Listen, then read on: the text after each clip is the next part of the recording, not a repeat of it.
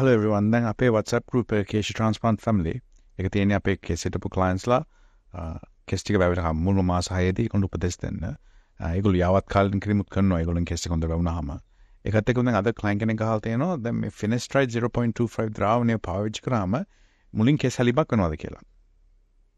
දැන් මොකද්ද මේ Finasteride 0.25? ඒක අවුට් බේතක් එක තියෙන්නේ case යන එක පාලනය කරන්න. දැන් අපේ හිතුවේවත් නෙවෙයි. අපි කෙස් හිටුවාම ඒ ටික වැවෙනවා. ඒක කරන්නේ අර ඔලුව වටේ කෙස් වලින් මුල් අරගෙන උඩ අඩුව නෙලන එක. ඉතින් ඒක සාර්ථකයි. ඒක හොඳට වැවෙනවා. but කෙස් යන එක ඉතුරු හරිය. දැන් ඒක වෙමින් පවතින්නේ. ඉතින් ඒක නවත්තන්න ඕන කොහොම හරි. නවත්තන්න බැරි නම් අඩු කරන්න ඕන. දැන් ඒකට දණ්ඩ තියෙන හොඳම බේත Finasteride 0.25. ඒක ඔලුවේ ගන්න තියෙන්නේ. ඒක ටිකක් මිලයි. ඒක මං කියලා ඉන්න ඕන. හැබැයි ඒක හුඟක් සාර්ථකයි. and ඒකෙන් වෙන්නේ අර කෙස් ගහේ වැවෙන චක්‍රය ඇනර්ජන් එකේ කෙස් ගහ පුළුවන් තරම් රඳා පවතින බලනවා.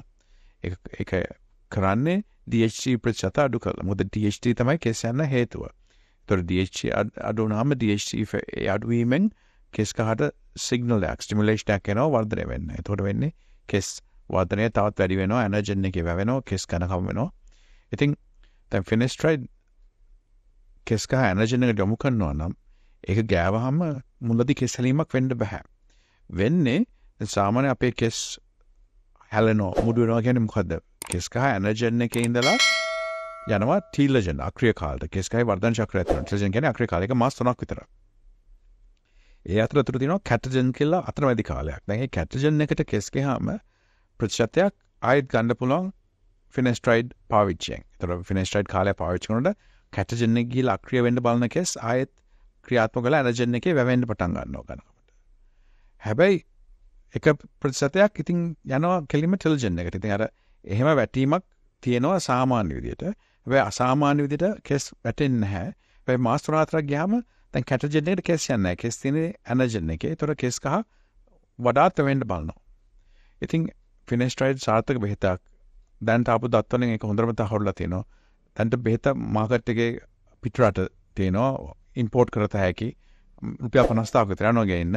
අපෙන් නම් අපි ක්ලිනික් එක හරහා නොමිලේ කායසත් දෙනවා මාසපතා මාස 6ක් කෙස් හිටියට පස්සේ නොමිලේ ගන්න පුළුවන්. ඉතින් කෙස් සම්බන්ධව ගැටලුවක් තියෙනවා නම් එන්න ඇවිල්ලා කතා වෙන්න අපි සහාය වෙනවා මේ kesha transplant. 34% of Colombo district had diabetes, while another 1/3 had high blood sugar levels. It was found that Sri Lanka has the highest rate of diabetes in all of Asia and one of the highest in the world. 38% of Sri Lankans with diabetes have not been diagnosed. In other words, 1 million Sri Lankans do not know that they have diabetes. Diabetes is more common in Sri Lankans who are overweight and those who are better off or living in developed areas of the country. The highest rates are seen in Western Province, Jaffna and some parts of the Northern and Eastern Province. Use balance to control your carbohydrate intake. ඔබ කන පිෂ්ඨ ප්‍රමාණය පාලනය කරන්න balance යොදා ගන්න. ලංකාවේ ජනගහනයෙන් 50%කට වැඩි ප්‍රමාණයකට දියවැඩියාව තියෙනවා.